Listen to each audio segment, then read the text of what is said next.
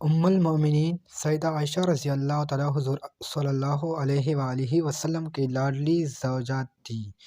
لیکن انہیں کی زبانی یہ ایک قابل رشک واقعہ سنائی فرماتی ہے۔ ایک دفعہ سیدہ خدیجہ رضی اللہ تعالیٰ کے بہن سیدہ ہالہ رضی اللہ تعالیٰ عنہا حضور اقدس صلی اللہ علیہ وآلہ وسلم سے ملنے کے لیے آئی اور گھر کے اندر آنے کی اجازت چاہی۔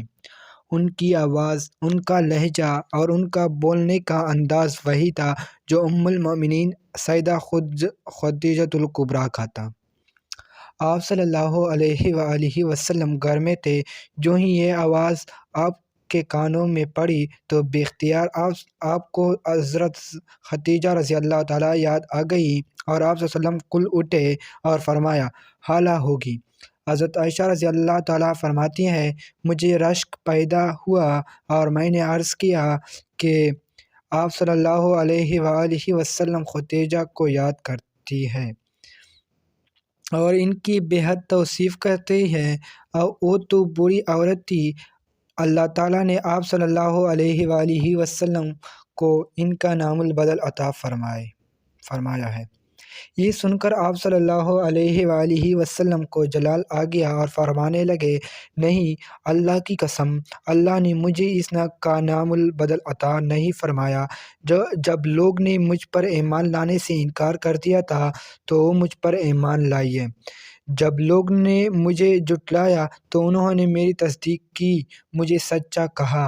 اور جب لوگوں نے مجھے معاشرے سے محروم کر دیا تھا تو انہوں نے مال سے میری مدد کی۔ اللہ تعالیٰ نے مجھے دوسری بیویوں سے اولاد کی نعمت عطا نہیں کی اور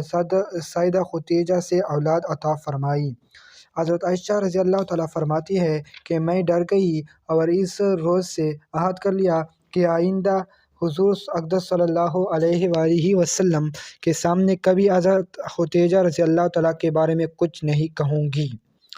حضرت عائشہ رضی اللہ تعالیٰ فرماتی ہے، گو میں نے حضرت خدیجہ رضی اللہ تعالیٰ کو نہیں دیکھا، لیکن مجھے جس قدر ان پر رشک آتا ہے کسی اور پر نہیں آتا، جس کی وجہ یہ تھی کہ حضور اقدس صلی اللہ علیہ وآلہ وسلم ہمیشہ ان کا تذکرہ فرمایا کرتے تھے۔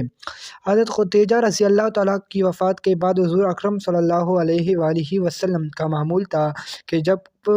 کبھی گھر میں کوئی جانور ذبح ہوتا تو آپ صلی اللہ علیہ وآلہ وسلم بڑی تاکید سے حضرت خدیجہ کے رضی اللہ تعالیٰ کے اہم نشین عورتوں کی سہیلیوں کے